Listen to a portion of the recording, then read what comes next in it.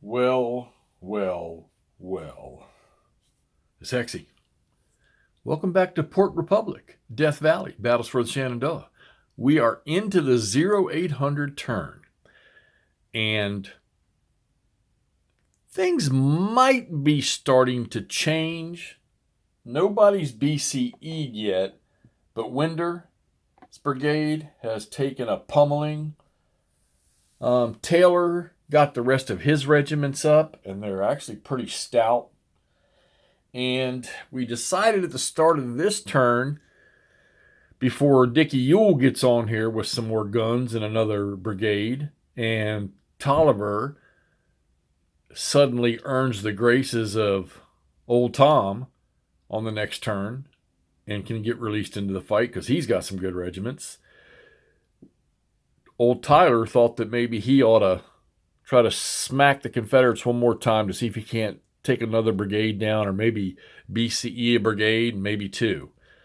So he struck along the Deep Run Creek right here, and did drive off Winder's stuff, who, if he takes pretty much any more, he's going to go BCE. He's already got so much collapse stuff, it's not funny. Matter of fact, I think at the end of the turn, let me see, if he doesn't recover, which he hasn't had a movement yet, I don't think. He needs to recover that unit right there, or he's going to go combat ineffective. So Carroll, I think this is Carroll. No, this is Tyler's brigade over here, because Tyler's also acting as a division commander. Shields isn't here. They did their job, and then Carroll's brigade decided to come across the creek here and see if they can't drive Taylor's boys out of here, which is part of Jackson's division. Yeah, he's in here somewhere. And they didn't fare so well. They did drive. This guy retreated before he got a chance, before the Union got a chance to punish him. And these two, a stack of artillery and a 6-strength infantry, and then a 10-strength infantry unit right here, about 500 men and 300 men, withstood Carroll's attempt at an assault. So we've got the rest of this turn, and then 1, 2, 3 turns after this. But for the Confederates to really pull off a good victory, they need to get way up here somewhere. Right now, this line here, the Union has occupied it. That's victory location. And where this cavalry unit's sitting back over here is on a hilltop that's worth some victory points. Now, of course, there's also, your casualties, your BCE, cannons, and stuff like that. So Scott, who has got Walker's brigade, is now here. And the problem is Ewell's not here yet. He will come on here, but these guys are actually out of command, so they're going to have to do a brigade order change. So we, at the end of the last turn, knowing this was going to happen, moved Jackson over to here so he could be with that brigade leader, and I need to read the rules on change order for that to maybe help him out. And then Ewell is going to come on with Walker's brigade and all this artillery right here. They're going to come on down yonder.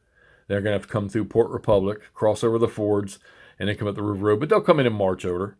And then next turn, Tolliver, sitting, the little purple you see sitting down there, his 3 regiments will shift and start to move this way. So there is no reinforcements for the Union. So I would say within the next 2 turns, Old Tom here, Old Tom Fool, is going to start driving the Yanks back up the river road here, and hopefully off the map, and gain that victory. But I got to be impressed with, the first decision I made was to go into march order with the Confederates to try to get them up towards Lewiston Lane, and they got pummeled, and Winder paid a heavy price for it. Taylor, a little bit. He about a 50-50 payment on that one there for him. He's still pretty stout. And the Union, some disruptions and not really major damage to them yet. But I got a feeling that might be changing here in a second with all the muskets that are fixing to come and bear, because everybody will probably go on the next turn into attack order for the Confederates, because Ewell will be up, that other brigade will be up, Tolliver will be moving this way, and then they'll just have an overwhelming number, and they got high morale. These troops have excellent morale. In 1862, they definitely outclassed the Union Army that was in the Shenandoah Valley. I mean, Jackson, I think, proved that on multiple occasions.